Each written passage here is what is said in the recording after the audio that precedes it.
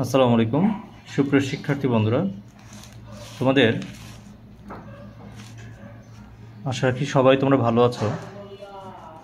তোমাদের নবম শ্রেণীর শিক্ষার্থীরা যারা আছো তাদের জন্য অধ্যায় 1-এর বল, চাপ ও শক্তি দিয়ে আমরা শুরু করছি।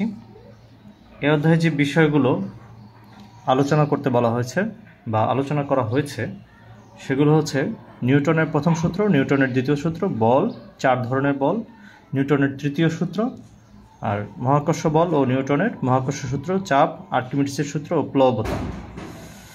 তারপর হচ্ছে শক্তি, গতিশক্তি ও বিভব শক্তি।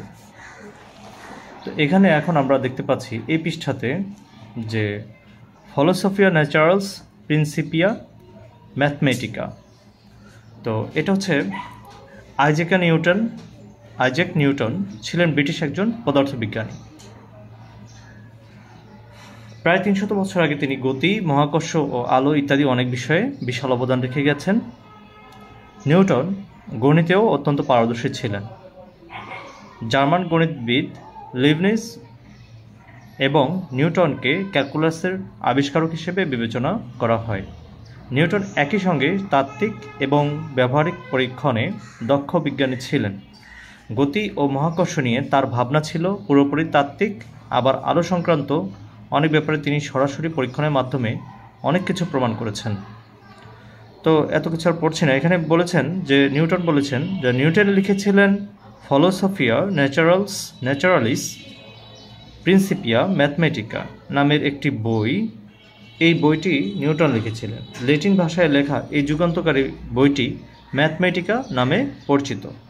এখানে দেখো পরবর্তীতে এর নিচে, পৃষ্ঠাটির নিচে দেখো, এখানে নিউটনের প্রথম সূত্রটি সম্পর্কে বোঝানো হয়েছে। নিউটনের প্রথম সূত্রটি এখানে বলা হয়েছে। নিউটনের প্রথম সূত্রটিকে অনেক সময় জড়তার সূত্র বলা হয়।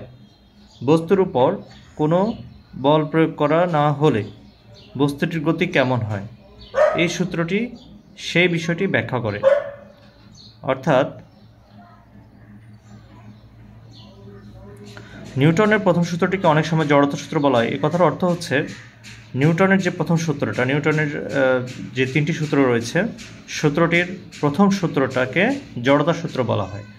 বস্তুর উপর কোনো বল যখন প্রয়োগ করা না হয় বস্তুটির গতি কেমন হয়, সেই সূত্রটি আমরা এখানে ব্যাখ্যা করব বা ব্যাখ্যা করা হয়েছে। সূত্রটি জানার আগে আমাদের স্থিতি জড়তা এবং গতি জড়তা বলতে কি বোঝায় বা কি বুঝি আমরা সেটি জানা একান্ত প্রয়োজন। স্থিতি ও গতি জড়তা, তো স্থিতি ও গতি জড়তা কি সেটা আমরা এখন জানতে চাইব বা বুঝতে চেষ্টা করব। তো এখানে যে বিষয়টি বলা আছে পরবর্তী পৃষ্ঠা 4 নম্বর পৃষ্ঠায়, সেটা হচ্ছে এই যে আমরা একটু দেখতে পাচ্ছি ছবিতে যে কোনো একটি গাড়িতে যখন আমরা উঠার পরে গাড়িটি হঠাৎ করে ব্রেক করলে আমাদের গাড়িটি থেমে যাওয়ার সাথে সাথে আমরা সামনের দিকে হেলে পড়ি। তো এই হেলে পড়াটাই হচ্ছে তোমার হেলে পড়লে আমাদের নিচের অংশটা কিন্তু আর হেলে পড়ে না, নিচের অংশটা ঠিকই থাকে, বাট সামনের অংশটা মানে উপরের দিকের অংশটা আমরা হেলে যাই। এই যে তোমরা ছবিতে দেখতে পাচ্ছ ঠিক এরকমভাবে আমরা হেলে পড়ি। তো এই বিষয়টাই হচ্ছে গিয়ে তোমার গতিশক্তির বিষয়টা। এখানে বলেছে যে স্থিতি ও গতি জড়তা কোনটা, তাহলে এখানে গতিশীল রয়ে গেছে এই জন্য সেটি সামনে হেলে পড়ে। তোমরা কি কখনো কাউকে চলন্ত বাস বা ট্রেন থেকে নামতে দেখেছো? যারা এই ব্যাপারে অভিজ্ঞ তারা মাটিতে পা দিয়ে কিন্তু থেমে যায় না, খানিকটা দূরত্ব দৌড়ে যায়। তারা জানে মাটিতে নেমে গেলে তাদের পা থেমে যাবে, কিন্তু শরীরের বাকি অংশ তখনও গতিশীল রয়ে যাবে। তো তাই শরীরের নিচের অংশ সমান বেগে ছুটিয়ে না নিলে সে হুমড়ি খেয়ে পড়ে যাবে। এই যে গতিশীল একটি বস্তু আগের মতো গতি বজায় রাখতে চায়, এটাই হচ্ছে গতি জড়তা। তো গতি জড়তা সম্পর্কে তোমরা আশা রাখি বুঝতে পেরেছো গতি জড়তাটা কি।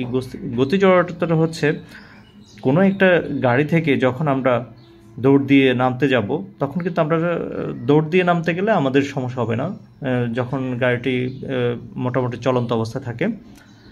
আর হচ্ছে কি তখন আমরা সামনের দিকে দৌড়ে গেলে তখন সেই গাড়ির সাথে সাথে দৌড়লে আমরা আর পড়বো না। কিন্তু যদি আমরা একসাথে একবারেই বসে থাকতে চাই তখনই আমরা গাড়ি থেকে পড়ে যাব। তো এটাই হচ্ছে কি গতি জড়তা। আর স্থিতি জড়তা হচ্ছে স্থিতি জড়তা হচ্ছে সেটাই, যেটা হচ্ছে স্থির থাকা একটা বস্তু স্থির হয়েই থাকতে চায়, এই ঘটনাকে স্থির জড়তা বলে। যেমন একটা তোমার হচ্ছে কাগজের উপরে, একটা গ্লাসের উপরে যখন আমরা একটা পয়সা নিব, একটা গ্লাসের উপরে, এই যে এরকম চিত্রটা তোমরা দেখতে পাচ্ছ, তোমাদের বইতে দেওয়া আছে, তোমরা দেখতে পাবে যে এরকম একটা গ্লাসের উপরে যখন আমি একটি পয়সা নিব, গ্লাসের উপরে একটি কাগজ নিব, কাগজের উপরে একটি পয়সা নিব, দেখবে যে কাগজটি তুমি টান দিলেও তোমার হচ্ছে তোমার পয়সাটি ঠিকই আগের গ্লাসের মধ্যে পড়ে যাচ্ছে। এই যে দেখতে পাচ্ছ গ্লাসের মধ্যে পড়ে যাচ্ছে, কাগজটি টান দেওয়া হয়েছে। তো এটাই হচ্ছে কি স্থিতির জড়তা, যেটাকে ইংরেজিতে বলা হয় স্ট্যাটিক ইন্টেরিয়া। আর তোমার হচ্ছে গতি জড়তাকে বলা হয় ডাইনামিক ইন্টেরিয়া। তো এখন নিউটনের প্রথম সূত্র ও ব্যাখ্যা। নিউটনের প্রথম সূত্র ব্যাখ্যা। এবার এটার নিউটনের প্রথম সূত্রটা, বাইরে থেকে বল প্রয়োগ করা না হলে স্থির বস্তু স্থিরই থাকবে, আর সরল রেখায় সমবেগে চলমান বস্তু সরল রেখায় সমবেগে চলতে থাকবে। তো এটা হচ্ছে মানে তোমার যখন বাইরে থেকে কোনো বস্তু, যখন ধরো একটা বল যখন চলতে থাকবে, তখন সেটাকে যদি আমি ধাক্কা দিই, একটা বল যখন আমি মাটিতে রাখলাম, তখন সেটাকে যদি আমি একটু গড়ায়, মানে আমি একটু সামনের দিকে ধাক্কা দিই, তখন সেটা চলতে থাকবে।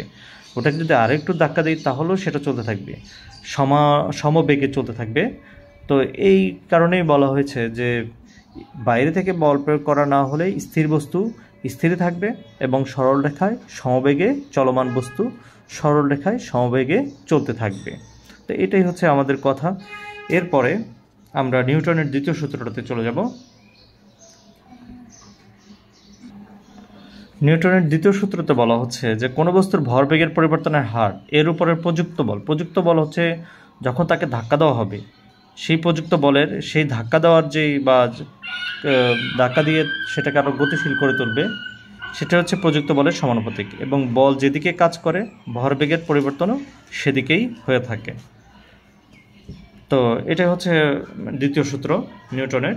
তো আমরা এখন এই সূত্রটি ব্যাখ্যা করব। নিউটনের দ্বিতীয় সূত্র ব্যাখ্যা করতে হলে প্রথমে আমাদেরকে এই বিষয়গুলো সম্পর্কে জানতে হবে, ধারণা রাখতে হবে। সেগুলো হচ্ছে নিউটনের দ্বিতীয় সূত্রে বল এবং ভরবেগ পরিবর্তনের হারের মাঝে সমানুপাতিক সম্পর্কের কথা বলা হয়েছে। মনে করো এম ভরের একটি বস্তু, অর্থাৎ বস্তুর ভর সবসময় তোমরা এম ধরবে, আর ইউ বেগে, অর্থাৎ বেগ সবসময় কি দিয়ে ধরবে? ইউ দিয়ে ধরবে। তো বাইরে থেকে যখন তোমরা অঙ্ক করতে যাবে, তখন তোমরা অবশ্যই ইউ দিয়ে ধরবে। বাইরে থেকে এর উপরে টি সময়, অর্থাৎ সময়কে আমরা সবসময় টি দিয়ে চিহ্নিত করব। এফ পরিমাণ বল প্রয়োগ, অর্থাৎ বলকে সবসময়, যেহেতু বলের ইংরেজি তোমরা জানো যে ফোর্সের প্রথম অক্ষর এফ দিয়ে আমরা বলকে চিহ্নিত করব।